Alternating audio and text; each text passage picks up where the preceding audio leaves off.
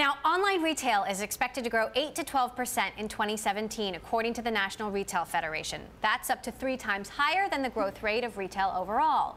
One person that knows a thing or two about this sector is Kirsten Green, who has made her name by investing in a couple of e-commerce unicorns, including Dollar Shave Club and Jet.com, 2 of the biggest e-commerce exits in the last few years. Green founded the venture capital firm Forerunner Ventures, which also counts Bonobos and Birchbox among its portfolio companies. Joining me now in an exclusive interview, Forerunner Ventures founder and managing director, Kirsten Green. Kirsten, great to have you on the show. Thanks, Emily, for the first time. Me. So you spent years as a retail analyst and decided very early on that e-commerce was where it was going to happen. You were going into malls, you were doing research on foot traffic, and you crystallized this investment thesis.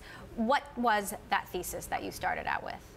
It's that the consumer's path to purchase is really being completely reimagined, and a large part of that is being driven by digital attribution, digital technologies that everyone's adopting, and I think that's really shaking up the landscape. So you invested in Jet, which sold to Walmart for $3 billion, Bonobos, which just also sold to Walmart, Dollar Shave, which sold to Unilever. What did you see in those companies early on?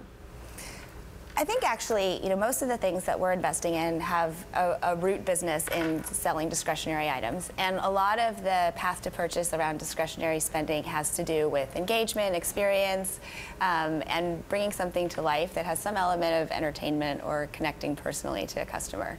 So in each of those instances, I think we felt like the founding team had a unique take on the consumer, on how things were shifting in the ecosystem, on how they could use technology to give a better experience, and really a better business model too. I mean, I think the backbone behind a lot of the companies we're investing in are what's the platform that they're building off of, how are they creating a better experience and a better business model leveraging technology. So we've seen spectacular successes in e-commerce, but also spectacular failures. I'm thinking of Fab.com. What are we going to see more of? I mean, e-commerce, or commerce speaking, is a hard category, like many areas of business are, and I think that there are success stories and there are failures, and I guess if I had to try to understand some of the core differences between the companies that fall into each of those buckets, I would lean on the fact of experience, on how close in touch they are with the consumer, how much of the core offering and the core service proposition is really supporting the product that they're eventually selling or the consumer that they're addressing. Amazon is making a big bet on Whole Foods, surprising a lot of people. They're getting into clothing. How do you know what Amazon is and isn't going to do? Because you don't necessarily want Amazon as your competitor, right? You have to, I mean, we just operate in a world where Amazon is a formidable competitor. We assume that they're thinking about how to address the consumer very holistically from every angle, and try to understand, are there opportunities to play off of that strength that they have? They really are an aggregator of demand.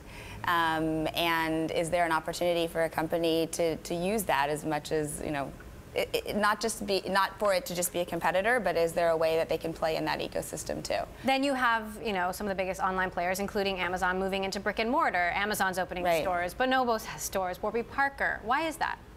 There's been a lot of conversation for a handful of years about omnichannel, the importance of omnichannel. I think we're just starting to see it play out, really. It's not about having a couple of stores and having an online site, but it's really about thinking, again, about that customer's path to purchase, about where are all the ways in which she or he might expect to interact with your brand, your product, your offering. And the reality is the consumer is everywhere, and the consumer wants what the consumer wants when they want it, and to really build a big business and to meet that demand, you need to think about how you meet the consumer in all those different places. And sometimes that means you do transactions online and experience offline, and sometimes it's the reverse and everything in between. So what's the next big thing for Kirsten Green? I mean, where are you looking for the next wave?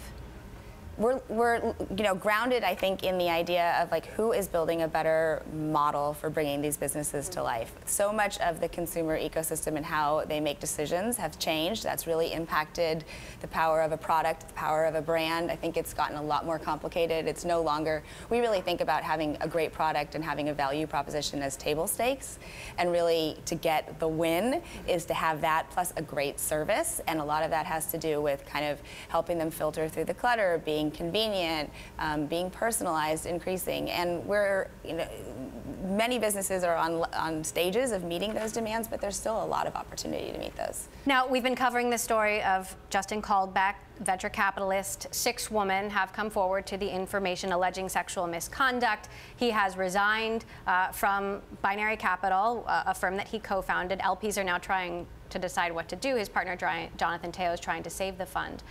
What is your reaction to this story? It's unacceptable behavior.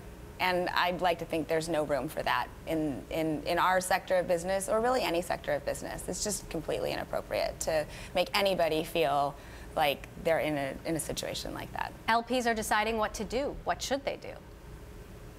I think a lot of this business has to do with your character, your judgment, how you're diligencing people, how you're building relationships.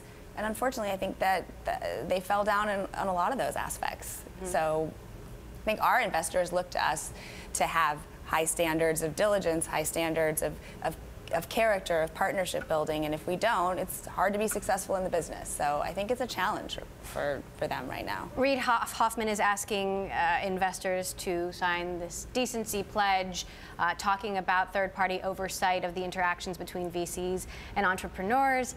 Is that enough? Whatever it takes to keep moving things forward. These brave women coming out and bringing the situation to light and starting a dialogue about it, and people finding what their own gut reactions are to it and finding ways to express anger, frustration, distrust, or not wanting, or ensuring that they're not behaving that way or their colleagues aren't behaving that way is an important, all important steps in the right direction. And the decency pledge gives people something to kind of point to or to hold on to and make it a little bit of a movement in that regard. And I think that's positive. How should other investors and entrepreneurs decide who to do business with and who not to do business with? Again, it's a people-driven business, and I think we make a lot of decisions about what do we think fits into our thesis, and where do we think the big opportunities is, and who are we going to be in business with, and what is the chemistry and the makeup and the potential for us to be good partners. And we think about that every step of the way when we bring new team members onto the company or when we bring new investors onto the company.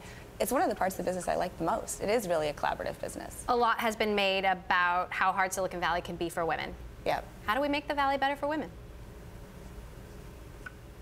We gotta have more women out there doing business. We gotta have more people embracing it.